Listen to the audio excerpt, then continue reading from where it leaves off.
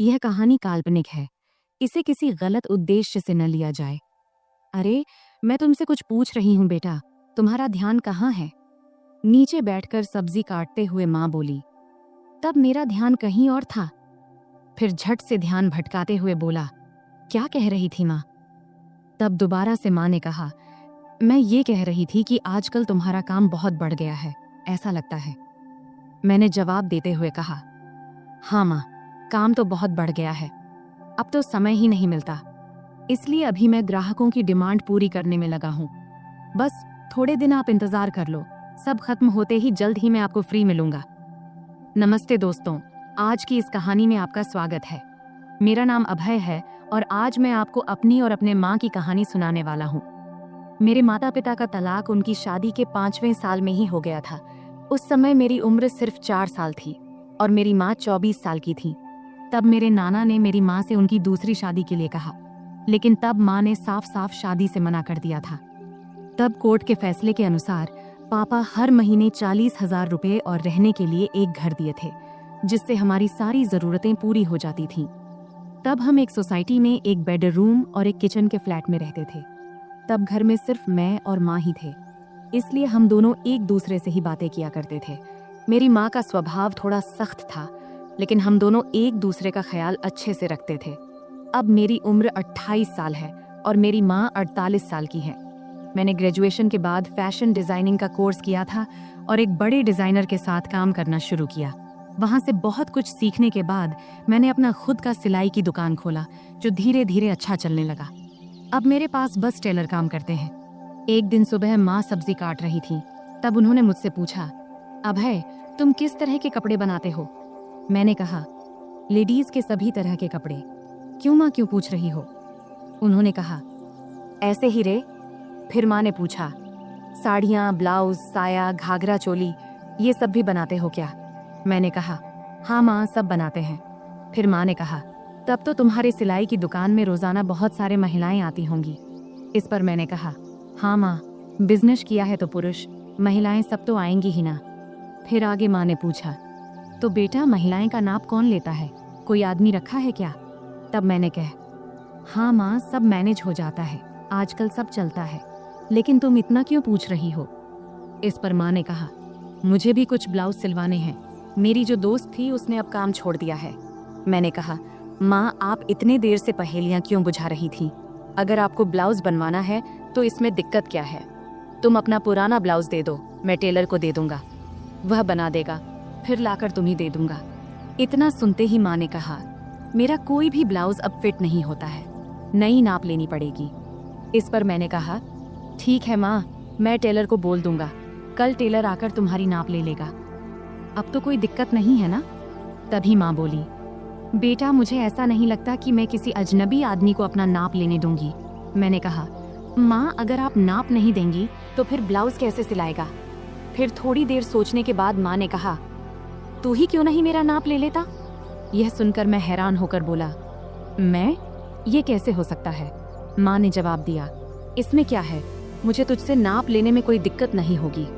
अब मैं थोड़ा असमंजस में पड़ी एज गया था, क्योंकि दूर से देखने और किसी को छूने में बहुत फर्क होता है। लेकिन तब यह हाथ आया, मौका छोड़ना भी मुझे सही नहीं लगा। उस दिन सोमवार का दिन था और उस दिन विश्वकर्मा पूजा था, तो सिलाई की दुकान बंद था। तब मैंने सोचा कि आज ही ये काम कर लेना चाहिए। फिर सुबह नाश्ता करके मैं सिलाई की दुकान से कुछ एल्बम और माप लेने का सामान लेकर आ गया। तब मैंने ऐसे एल्बम चुना था जिनमें डिजाइन वाले ब्लाउज दिखाए गए थे। इनमें से कुछ बहुत ही छोटे और बैकलेस थे। फिर मन ही मन मैंने तय किया कि आज ये काम अच्छे से पूरा करना है। 12 बजे जब मैं घर पहुंचा, तब माँ रसोई में थी। उन्होंने मुझसे कहा, बेटा, आ गया तू? सामान ले आया? तब मैंने कहा, हाँ, सब ले आया हूँ, अब तुम जल्दी से अपना काम खत्म कर लो। फिर थोड़ी देर बाद माँ मेरे पास आकर बैठ गई और एल्बम देखने लगी। तब वह हल्की पीली साड़ी पहनी थी और उनकी साड़ी का कपड़ा इतना पतला था कि शरीर की रूपरेखा दिख रही थी। तब मैं माँ को देखते देखते खो गया। तभी उन्होंने तेज आवाज में कहा, अभय, सुन रहा है तू? तब मैं चौंक कर बोला, हाँ, क्या हुआ माँ? तब माँ ने एल्बम दिखाते हुए कहा, इतने छोटे ब्लाउज कैसे पहन सकती हूँ मैं, मुझे ये डिजाइन पसंद नहीं है। तब मैंने समझाया, अरे ये सब तो बस डिजाइन दिखाने के लिए है, तू वैसे ही सिलवा लेना जैसा तुझे पसंद हो। फिर थोड़ी बहस के बाद माँ मान गई और बोली, ठीक है चल अंदर माप ले ले। तब हम बेडरूम में गए। फिर मैंने माप लेने के लिए टेप निकाला। तब माँ खड़ी हो गई और बोली, सही से माप लेना ताकि बाद में दिक्कत कोई ना हो। तब मैं अपनी माँ का नाप लेने के लिए तैयार था। अपने मन पर और खुद पर पत्थर रखकर मैंने यह काम शुरू किया। तब मैं पूरी कोशिश कर रहा था कि यह काम एक प्रोफेशनल टेलर की तरह करूं, लेकिन इस दौरान मेरे दिल की धड़कन तेज हो गई। तभी माँ ने और करीब आकर मुझसे कहा, चल जल्दी कर, मुझे और काम भी करना है। फिर मैंने माप लेना शुरू किया और पहले मैंने माँ के बाजू, कंधे और कमर का नाप लिया। फिर थोड़ा रुककर मैंने माँ से पूछा, माँ ब्लाउज के नीचे की पट्टी इतनी छोटी क्यों होती है? इससे परेशानी नहीं होती क्या? मैंने सुना है कि कई महिलाओं को वहाँ के कपड़े काटने से दिक्कत होती है, क्या तुम्हें कभी ऐसा हुआ है? इस पर माँ ने सिर झुका लिया और कहा, मुझे तो अभी तक कोई दिक्कत नहीं हुई। फिर मैंने कहा, मुझे लगता है कि तुम्हें थोड़े बड़े डिजाइन के ब्लाउज सिलवा लेने चाहिए। इस पर माँ ने हामी भरी और मैं फिर नाप लेने लगा। मैंने गले का नाप लेना शुरू किया। टेप को माँ की गर्दन के चारों ओर रखा। तब मैंने यह ध्यान रखा कि मेरी उंगलियां उनकी त्वचा को न छुएं और उनसे 1 इंच की दूरी पर रहें। फिर आगे मैंने पूछा, गला इतना रखना है या थोड़ा कम ज्यादा करूं? क्योंकि मेरी माँ का गला थोड़ा बड़ा था और वहाँ थोड़ी सी गहराई दिखाई दे रही थी, इसीलिए मैंने थोड़ा झिझकते हुए कहा, माँ तुम्हें क्या ठीक लगेगा? माँ ने मुस्कुराते हुए कहा, बेटा तुम तो अब इस काम में माहिर हो गए हो। मैंने जवाब दिया, माँ तुम जैसा कहोगी मैं वही करूँगा। फिर माँ ने फिर कहा, टेप को इतना दूर क्यों रखा है? इसे सही जगह पर रखो, तभी नाप सही आएगा। ये कहते हुए माँ ने टेप को अपने हाथ से सही जगह पर लगा दिया। इस दौरान मेरे हाथ पहली बार माँ की गर्दन को छू गए। तब मुझे ऐसा लगा जैसे मुझे जोर का झटका लगा हो, लेकिन मैंने खुद पर काबू रखा और उस पल का पूरा आनंद लिया। तभी माँ ने कहा, ये पुराने ब्लाउज अब टाइट हो गए हैं, अब मैं थोड़ा ऊंचे और गहरे गले के ब्लाउज सिलवाने की सोच रही हूँ। तुम्हें क्या लगता है? अब है, तुम तो इतनी महिलाओं के कपड़े सिलते हो, बताओ मेरे शरीर के हिसाब से क्या और कैसे अच्छा लगेगा। तब मैंने सोचा कि अगर मैंने अब आगे कदम नहीं बढ़ाया तो मैं अपने आप तक ही सीमित रह जाऊंगा। इसलिए मैंने अलग अलग तरकीबें आजमाने का फैसला किया। मैंने माँ को बड़ी सहजता से अपने सिलाई की दुकान में बनने वाले अलग अलग डिज़ाइन के ब्लाउज के बारे में बताने और समझाने का सोचा। मैंने कहा, मुझे लगता है कि गला जितना गहरा है उतना ही काफ़ी है, लेकिन अगर गले को गहरा रखकर बाकी हिस्से को थोड़ा बड़ा बना दिया जाए तो कैसा रहेगा? फिर मैंने टेप को उनके गले से निकालते हुए कहा, और गले को थोड़ा और गहरा बनाने में क्या दिक्कत है? फिर माँ बोली, बाकी हिस्से को बड़ा कैसे करेंगे ये बताओ। अब माँ भी थोड़ा सहज होने लगी थी और यही मैं चाहता था। मैंने कहा, 1 मिनट रुकिए, मैं आपको समझाता हूँ, लेकिन उससे पहले आखिरी माप ले लेनी दीजिए। फिर मैंने कहा, आप दोनों हाथ को थोड़े ऊपर उठाओ। अब मैं उसके पीछे जाने वाला था। उसने हाथ उठाए ही थी कि मैं उसके करीब आकर उसकी पीठ के पीछे से अपने हाथ ले गया। फिर मैंने उसके कंधों पर हाथ रखा और उसे धीरे धीरे उसकी कमर के बीच तक लाकर नाप लिया और बोला, माँ यह 34 इंच आ रहा है। चलो एक काम करते हैं, 33.5 या 34.5 ही ले लेते हैं। वैसे भी सिलाई करते वक्त अलग अलग डिज़ाइन के लिए थोड़ा बहुत अंतर रखना पड़ता है। फिर मैंने माँ से पूछा, माँ क्या आपको बुरा लग रहा है माप लेने से? माँ ने जवाब दिया, नहीं बेटा, ज़्यादा नहीं। फिर मैं थोड़ा झिझकते हुए उसकी साड़ी के 34 इंच का माप लेते हुए बोला, माँ अब बता, तेरा माप तो लगभग सब सही है। उसने कहा, थोड़ा टाइट लग रहा है बेटा। फिर मैंने टेप को गले में डालकर कहा, अब यहाँ आईने के सामने आ जाओ। फिर मैंने उसके दोनों कंधे पकड़कर उसे आईने के सामने खड़ा कर दिया। तब उसके चेहरे पर एक सवालिया भाव था। फिर मैंने कहा, माँ सब बताता हूँ, थोड़ा सा रुक जा, पहले पानी पीकर आता हूँ, तुझे चाहिए क्या? तब उसने सिर हिलाकर मना कर दिया। फिर मैं रसोई में गया, पानी पिया और खुद को थोड़ा ठीक किया। फिर कुछ आगे का सोचने लगा कि अब यह सब करते हुए मैं अगले कौन सा कदम बढ़ाऊं। तब 2-3 विकल्प मेरे मन में आए। फिर मैं वापस बेडरूम में आ गया। तब माँ ने अपना पल्लू फिर से कंधे पर ठीक से ले लिया था, लेकिन 6 फुट के बड़े शीशे के सामने वह बेहद ही सुंदर लग रही थी, जिसे मैं शीशे में ही निहारने लगा। तभी माँ बोली, कहाँ ध्यान है बेटा, इधर देखो, अब मैं तुझे इसी ब्लाउज में बदलाव करके दिखाती हूँ। जैसा कि तूने मुझसे कहा कि हम गले को 1 इंच गहरा कर लेते हैं। फिर उसने कहा, तू ऊपर वाला हुक खोल और ऊपरी किनारों को अंदर मोड़ कर देख। तब उसे ठीक से समझ नहीं आया तो उसने प्रश्न भरी नजरों से मेरी ओर देखी और बोली, मुझे समझ नहीं आ रहा, तू ही कर ले, मैं यह तुझ पर छोड़ती हूँ। तब तीर सीधे निशाने पर लगा था और मुझे भी यही चाहिए था। फिर मैंने आराम से उसके हुक खोले और किनारों को उलटी दिशा में अंदर की तरफ मोड़ने लगा। मैं ऐसा कर रहा था और वह खुद को शीशे में देख रही थी। फिर मैं जल्दी जल्दी अपने काम निपटाने लगा। उस दिन मुझे भी एक अजीब सा सुकून मिल रहा था। जब मेरा काम हो गया तो मैं उसके और ड्रेसिंग टेबल के बीच से हटकर एक तरफ हो गया और उससे कहा, देखो, अब यह वैसे ही है जैसा तुम चाहती थी, 1 इंच गहरा। क्या लगता है, अब बताओ। फिर माँ ब्लाउज की तरफ देखने लगी और मुझसे बोली, अभय, तुझसे सच कहूँ तो ऐसे गले में मुझे बहुत आराम महसूस होता है। ऐसे ब्लाउज पहनने पर ऐसा नहीं लगता जैसे हंस को पानी में तराने से। फिर मैंने कहा, माँ नाराज मत होना, लेकिन एक बात कहूँ। अब मैं अगला कदम उठाकर उसे और सहज करने की कोशिश करना चाहता था। तब माँ मुस्कुराते हुए बोली, नहीं रे अभय, मैं तुझसे कैसे नाराज हो सकती हूँ, बोलना जो बोलना है। तब मैंने सावधानी से कहा, इतने गहरे गले वाले ब्लाउज से सब कुछ बहुत ज्यादा नजर आता है और यह थोड़ा अजीब भी लगता है। यह सुनते ही माँ ने अपने ब्लाउज की 3 इंच अंदर की तरफ मोड़ी और हंसते हुए बोली, मुझे कौन देखने वाला है अभय, घर पर तो हम दोनों ही रहते हैं और बाहर मुझे बहुत कम ही जाना पड़ता है। वैसे भी तुम्हारे सामने मुझे कोई दिक्कत नहीं होती। मैंने कहा, माँ, मुझे यह जरूरी लगा कि आपको बता दूं, फिर आप जैसा बोलोगी वैसा ही होगा। इस पर माँ मुस्कुराई और बोली, ठीक है बाबा, अब तुम करो। फिर मैंने कहा, मैं तुम्हें वैसे ही ब्लाउज दिखाता हूँ जैसा मैं बता रहा था। उसके बाद मैं उसके एकदम सामने गया। जैसे ही मैं उसके पास गया, वह थोड़ा आगे बढ़ी। फिर मैंने ब्लाउज का हुक वापस लगाने के लिए ब्लाउज को ठीक करना शुरू किया। फिर फोटो लेने के बाद मैंने उसे वापस सही से पहना दिया। फिर मैंने उसके दोनों कंधों के पास से ब्लाउज के किनारे पकड़ा और हल्का सा खींचा ताकि उसके कंधे साफ नजर आएं। ब्लाउज अब ढीला हो गया था और उसके कंधे लगभग उघड़ गए थे। इसके बाद मैंने नीचे से दोनों तरफ अपनी 2 उंगलियां अंदर डालीं और वह सहजता से ब्लाउज के अंदर चली गई। तब उसने मेरी तरफ देखकर कहा, क्या कर रहे हो बेटा, मुझे कुछ समझ नहीं आ रहा, बस 1 मिनट रुको माँ। मैंने सिर हिलाते हुए कहा और फिर अपने काम में लग गया। अब मैंने उसके ब्लाउज के नीचे की किनारी पकड़ा और उसे थोड़ा नीचे खींचा। फिर मैंने उसके ब्लाउज के नीचे के दोनों हुक खोल दिए। अब उसकी गर्दन की कटिंग थोड़ी दिख रही थी। अब सारा काम खत्म करने के बाद मैं थोड़ा पीछे हटकर उसे एक बार देखा और फिर किनारे हो गया। अब उसका गला बड़ा हो गया था, लेकिन ज्यादा गहरा नहीं था। तब मैंने नोटिस किया कि उसकी चेहरे पर संतोष नहीं दिख रहा था। शायद उसे और गहरे गले वाला चाहिए था। इसलिए मैंने पूछा, क्या हुआ माँ, ऐसा ठीक नहीं लग रहा क्या? तब माँ ने हाथ रखते हुए शरारती अंदाज में हंसते हुए बोली, नहीं रे, मुझे गहरा गला अच्छा लगता है, नहीं तो ऐसा लगता है जैसे किसी ने कसकर बांध दिया हो। तब उसकी बात सुनकर मुझे ऐसा लगा जैसे मुझे 440 वोल्ट का झटका लगा हो। फिर आगे वह बोली, अरे ये कई बार सिर्फ दूरी की वजह से होता है।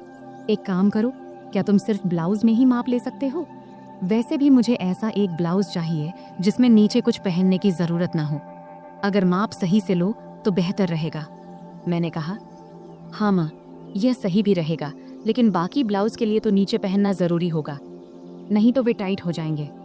तब माँ ने सिर हिलाते हुए कहा, ठीक है, तुम यहीं रुको, मैं आती हूँ। फिर वह बाथरूम में चली गई और दरवाजा थोड़ा सा खुला ही छोड़ दिया। तब मन में ख्याल आया कि दरवाजे के पीछे से झांकूं, लेकिन मैंने संयम बनाए रखा, क्योंकि मैंने तय किया था कि धीरे धीरे माँ को अपने सामने सहज बनाना है। फिर 5 मिनट बाद माँ बाहर आई और मेरे सामने आकर खड़ी हो गई। तब एक पल के लिए मैंने उसकी ओर देखा और देखकर हैरान रह गया, लेकिन मैंने कोई प्रतिक्रिया नहीं दिया और अपने काम में लग गया। फिर मैंने कहा, माँ, अब हम सिर्फ तुम्हारी पीठ का ही माप लेंगे, क्योंकि फर्क वहीं से पता चलेगा। तब माँ ने हल्के से मुस्कुराते हुए पूछा, क्या रे, तुम लोग सिलाई की दुकान में भी औरतों को ऐसे ही कपड़े उतरवाने को कहते हो क्या? फिर आगे माँ ने अपना हाथ मेरे कंधे पर रखते हुए और शरारती अंदाज में हंसते हुए बोली, तुम्हारी तो मौज है बेटा, इतनी सारी औरतों को संभालने का काम मिलता है। इस पर मैंने जवाब दिया, माँ, मज़ा कैसा? मैं तो अब कुछ खास औरतों को छोड़कर माप लेना बंद कर चुका हूँ। अच्छा, और ये क्यों? माँ ने पूछा। इस पर मैंने जवाब दिया, माँ, कुछ औरतें जो बड़े घरों की होती हैं या जो हमारी शुरुआती कस्टमर थीं, वे मेरे कारीगरों को माप नहीं लेने देती, इसलिए मुझे खुद ही लेना पड़ता है, तुझे लेना पड़ता है। यह कहती हुई माँ पलंग पर बिना आंचल के बैठ गई और फिर बोली, बेटा, तुम्हारी तो मन मोह लेती होगी इन औरतों ने। मैंने मुस्कुराते हुए कहा, नहीं माँ, मैं तो बिल्कुल प्रोफेशनल तरीके से काम करता हूँ। फिर माँ ने शरारती मुस्कान के साथ पूछा, लेकिन फिर भी तुम्हें उनका स्पर्श तो होता होगा ना, है कि नहीं? सच बता। इस पर मैं थोड़ा शर्माते हुए बोला, हाँ, होता है, लेकिन वे कुछ नहीं कहती क्योंकि उन्हें मेरे सामने सुरक्षित महसूस होता है। फिर माँ ने हंसते हुए कहा, मेरा बेटा कितना समझदार है। ये कहते हुए उसने मुझे गले लगा लिया। इतनी ठंडी रात में उसके गले लगाने से उसकी गर्माहट मुझे महसूस होने लगी। फिर थोड़ा पांव खींचते हुए माँ ने पूछा, बेटा, तुमने ये सब बातें कहाँ से सीखी? मैंने कहा, माँ, इन औरतों से ही। वे इतने अलग अलग शब्द बोलती हैं कि क्या बताऊं। फिर माँ ने मजाक करते हुए कहा, अच्छा बेटा, तुम मुझे भी कुछ बताओ। तब मैंने कहा, नहीं माँ, तुम हंसोगी और कहोगी कि ये सब मुझे कैसे पता। माँ बोली, नहीं बेटा, मैं समझती हूँ कि तुम अब बड़े हो गए हो, लेकिन मुझे यह भी समझना है कि तुम्हें क्या पता है और क्या नहीं। फिर मैंने हिम्मत जुटाकर माँ से कुछ बातें साझा किया। तब माँ ने आत्मविश्वास से कहा, अरे बाबा, तुम्हें तो सब पता है। फिर मैंने हंसते हुए कहा, चलो छोड़ो ये सब, अब तुम्हारा नया डिजाइन वाला ब्लाउज लेकर आता हूँ। फिर मैंने उठते हुए पूछा, हाथ लगाऊं तो चलेगा ना? तब माँ ने खुद को सभ्य दिखाने की कोशिश करते हुए कहा, अरे हाँ बेटा, मुझे तुम पर पूरा भरोसा है। और क्या तुमने इतना जल्दी सब कुछ फिट कर लिया? फिर माँ ने थोड़े जोर से हंसते हुए कहा, बेटा, देख ले कहीं कुछ और लगाना बाकी तो नहीं है। तब उसके इस मजाक से मैं शर्म से लाल हो गया। अब वह पल भी आ गया था जिसका इंतजार था। फिर मैंने माँ को ड्रेसिंग टेबल के सामने खड़ा किया और खुद उसके पास जाकर खड़ा हो गया। फिर मैंने अपने दोनों हाथ नीचे लाते हुए कहा, देखो, ये कितनी नीचे तक जा रहा है, इसका कारण इसका माप है। यह कहते हुए मैंने अपने दोनों हाथ उसके ब्लाउज के किनारे पर रख दिया। तब मेरी धड़कन एकदम से तेज हो गई थी और हाथ भी हल्के से कांप रहे थे। मेरी माँ अभी भी उतनी ही क्यूट लग रही थी, भले ही वह थोड़ी बड़ी हो गई थी। फिर माँ ने अपना हाथ मेरे हाथ पर रखते हुए हल्का सा हिलाते हुए कहा, अभय, सच कहूँ तो मुझे इसमें कोई दिक्कत नहीं है। मैं ऐसे ब्लाउज पहनने को तैयार हूँ, लेकिन मेरी एक ही शर्त है, गला जितना गहरा हो सके उतना चलेगा। तभी मैंने हाथ हटाते हुए पूछा, माँ, एक बात बताओ, तुम्हें और बाकी औरतों को गहरा गला ही क्यों पसंद आता है? नॉर्मल गला भी तो अच्छा लगता है। इस पर माँ ने मुस्कुराते हुए बोली, अरे बेटा, मुझे तो ये घर में ही पहनने हैं। घर में तो कोई दिक्कत नहीं है, इससे थोड़ा आरामदायक लगता है और गर्मी भी नहीं लगती। फिर माँ बोली, बेटा, तुम एक बात बताओ, अगर गला बहुत गहरा हुआ तो पट्टी दिखेगी क्या? मैंने जवाब दिया, हाँ, जरूर दिखेगी, लेकिन अगर गर्मी लगती है तो आल घर में सिर्फ गाउन क्यों नहीं पहनती? खैर, कुछ ना पहनोगी तब भी चलेगा, मैं तुम्हारे लिए एक सुंदर स्लीवलेस गाउन सिलवा देता हूँ। तब माँ ने अपना नाक सिकोड़ते हुए कहा, गाउन, और वह भी स्लीवलेस? मुझे पसंद नहीं है। तब मैंने समझाते हुए कहा, अरे, घर में तो कोई दिक्कत नहीं है, वैसे गर्मी में पेटीकोट भी नहीं पहनोगी तो और आरामदायक लगेगा। चलो एक काम करते हैं, एक ऐसा गाउन सिलवा कर देख लो, बस एक बार पहन कर देखना, अगर अच्छा लगे तो ठीक, वरना मत पहनना। तब माँ ने सोचा और कहा, ठीक है बाबा, एक बार ट्राई कर लेंगे, अब आगे क्या करना है? मैंने हल्की मुस्कान के साथ कहा, अब तो बस इसे फाइनल कर लेते हैं, और अगर गाउन अच्छा लगा तो तुम्हें और भी सिलवा दूंगा।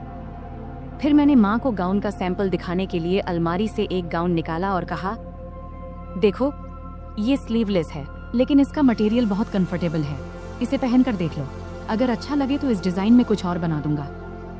माँ थोड़ा हिचकिचाई, लेकिन फिर उसने कहा, ठीक है, इसे पहन कर देखती हूँ। वह गाउन लेकर बाथरूम में चली गई। तब मैं थोड़ा नर्वस था, लेकिन खुद को शांत रखने की कोशिश कर रहा था। कुछ देर बाद माँ बाहर आई। गाउन में वह बहुत प्यारी लग रही थी। आते उसने पूछा, कैसा लग रहा है बेटा? मैंने कहा, बहुत अच्छा लग रहा है, तुम पर यह डिजाइन बहुत सूट कर रहा है। फिर माँ ने आईने में खुद को देखा और हल्के से मुस्कुराई। फिर उसने कहा, हाँ, ये तो सच में बहुत आरामदायक लग रहा है।